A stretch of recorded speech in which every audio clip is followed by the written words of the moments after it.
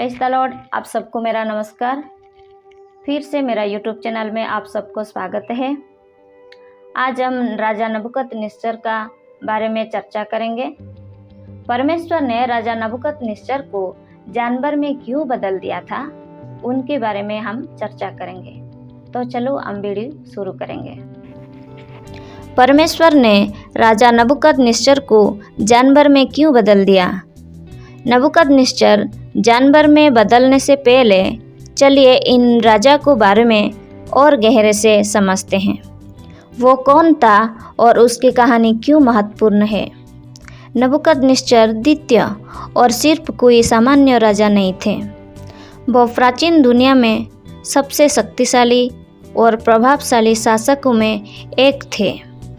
वो लगभग 6 से 62 तक ईसा पूर्व से शासन करते रहे और उसके शासनकाल में बाबुल अपना साम्राज्य की ऊंचाई पर पहुंचा गया, जो इतिहास में सबसे प्रसिद्ध साम्राज्य से एक बनाया। नबूकदनेस्सर के शासनकाल में बाबुल को अपना संपत्ति, सैनिक क्षमता और प्रभावशाली वास्तुकला के लिए माना जाता था, जिसमें से सबसे प्रसिद्ध बाबुल के लटकते भागते, जो प्राचीन दुनिया में से 7 अजूब में एक माना जाता था। हालांकि इतिहासकारों के बीच उसके अस्तित्व को लेकर बहस है। इन बाघों की किंवदंती नबूकदनेस्सर के शासनकाल में बाबुल की भव्यता और ऐश्वर्य का प्रतीक मानी जाती थी। नबूकदनेस्सर ने कई आसपास देशों को जीतकर अपना साम्राज्य विस्तार किया, जिनमें यहूदी लोग और उनका राज भी शामिल था। नबूकदनेस्सर राजा ने यरूशलेम को नष्ट किया, यहूदियों का पवित्र शहर को ध्वस्त कर दिया और इस्राएलियों को बंदी बना लिया। इस घटना को बंधुआई कहा जाता था, जो बाइबल में इतिहास में एक महत्वपूर्ण विषय था, क्योंकि यह इस्राएल को उनकी अवज्ञा के कारण परमेश्वर द्वारा दी गई चेतावनियों को पालन न करने का परिणाम था। नबूकदनेस्सर के विजय और निर्माण के कारण उनका विरासत में महान स्थान था, लेकिन उनका इस्राएलियों को परमेश्वर के साथ संबंध बाइबल में सबसे महत्वपूर्ण है।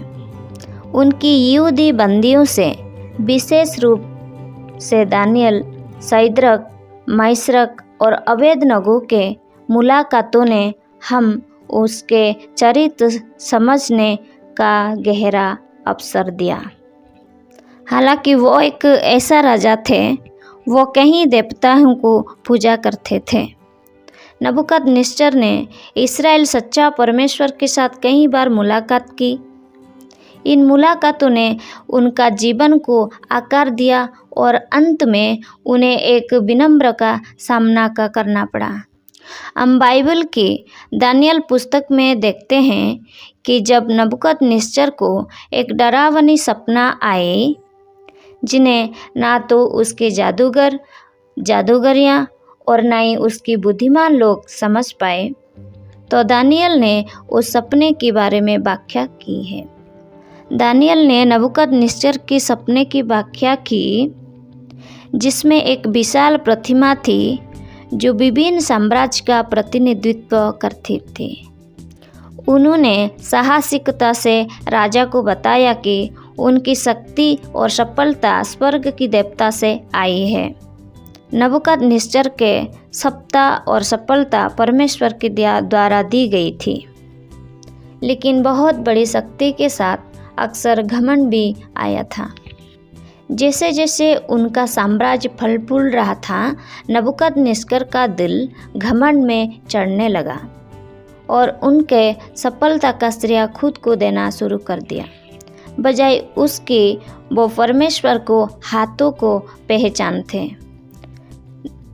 नबूकदनेस्सर का घमंड तब और स्पष्ट हुआ जब उनके दानियल को दोस्तों को शद्रक, मैशक और अबेदनगो से सोने का मूर्ति के सामने वो झुकने को कहा और उन्होंने उसके खिलाफ खड़ा होने पर उन्हें आग में फेंकने को आदेश दिया। लेकिन जब परमेश्वर ने आश्चर्यजनक रूप से उन्हें आग से बचा लिया, तो भी नबूकदनेस्सर परमेश्वर का शक्ति को पूरी तरह समझा नहीं।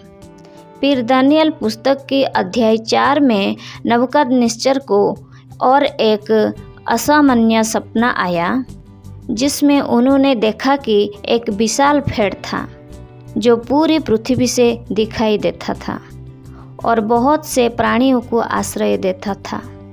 लेकिन फिर एक स्वर्गदूत ने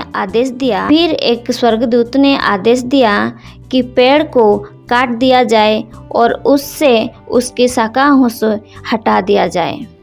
यह सपनों का संदेश था कि नबूकदनेस्सर को शक्ति से नीचे गिरा दिया है और वो जानवर के जैसा जीवन जिएगा। दानिय्येल ने ये उसे बता दिया कि 7 साल तक वो घास खाएगा और पशुओं की तरह रहेगा, जब तक कि वो ये ना पहचान ले कि परमेश्वर ही सभी साम्राज्य के ऊपर शासन करता है।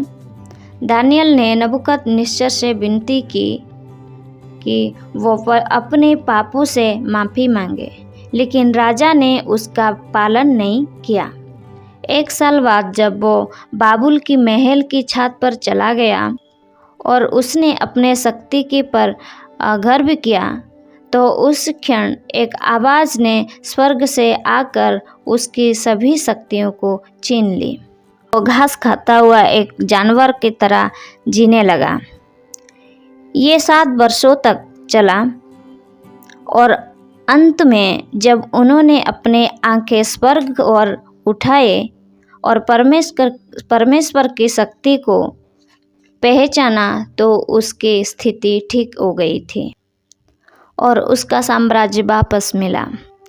नबूकदनेस्सर की कहानी हम ये सिखाया कि परमेश्वर का महानता को स्वीकार करना और अपना सफलता को परमेश्वर का हाथों में समझना, ये सबसे महत्वपूर्ण विषय है। हमें कभी नहीं भूलना चाहिए कि हर चीज़ को हमारा पास जो है परमेश्वर की दिया हुआ कृपा से है।